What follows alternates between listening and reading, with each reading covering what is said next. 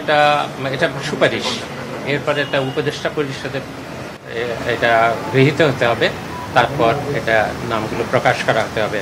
তবে এইটুকু বলে রাখি যে আমরা এবার 21 পদক যেভাবে দিয়েছি, যেটাকে মানে হয়েছে যে আমরা তো এক বছরই সম্ভবত শুধু এই পুরস্কারগুলো দিতে পারছি, কিন্তু দেখেই যেন মানে হয় এই পুরস্কারগুলো অনন্যধর্মী। অন্য কোনো বছর এই ধরনের পুরস্কার দেওয়া হয় না, এবং এর আগেও দেওয়া হয়নি, পরেও দেওয়া হবে কিনা আমি জানি না। স্বাধীনতা পুরস্কারও এমন মানুষকে দেওয়া হয়েছে, তাদের তো জীবনব্যাপী যেই অবদান, সেটা স্বীকৃতি হিসাবে এত বছর পরেও তারা কিন্তু কোনো পুরস্কার পাননি। কাজেই আপনাদের অনুমান করে নিতে হবে যে কী ধরনের আমরা মনোনয়ন দিয়েছি।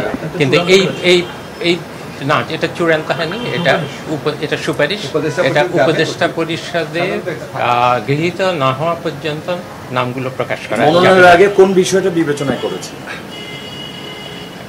এটা হলো জীবনব্যাপী বাংলাদেশের জন্য যারা অবদান রেখেছেন বা নতুন একটা কিছু তৈরি করেছেন, যেটা ধারাবাহিকতা এখনো চলছে যে কোনো ক্ষেত্রে, সংস্কৃতির ক্ষেত্রে, সাহিত্যের ক্ষেত্রে, বিজ্ঞানের ক্ষেত্রে বা সমাজসেবার ক্ষেত্রে একটা নতুন ধারা, যেটা এখনো পর্যন্ত মানুষকে, সারা দেশকে প্রভাবিত করে, কিন্তু আগে তাদেরকে কোনো সেই বা স্বীকৃতি দেওয়া হয়নি।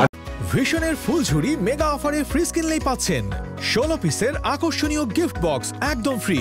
আমরা এর আগে যে স্বাধীনতা দিবস পুরস্কার দেখতাম, তখন আমাদের কাছে মনে হয়েছে এমন ব্যক্তি এবং প্রতিষ্ঠানকে পুরস্কার দেওয়া হয়েছে যেটা নিয়ে সমাজে প্রশ্ন উঠেছিল, এবং এমন প্রতিষ্ঠানকে দেওয়া হয়েছিল, র্যাবের মতো প্রতিষ্ঠানকেও স্বাধীনতা দিবস পুরস্কার দেওয়া হয়েছিল, অথচ এটা আমাদের জাতীয় জীবনের সর্বোচ্চ পুরস্কার। আমরা এই পুরস্কারের মহিমা উপলব্ধি করে এই দলগত গোষ্ঠীগত চিন্তার ঊর্ধ্বে থেকে স্যারের নেতৃত্বে আমরা এমন সব নাম সুপারিশ করেছি।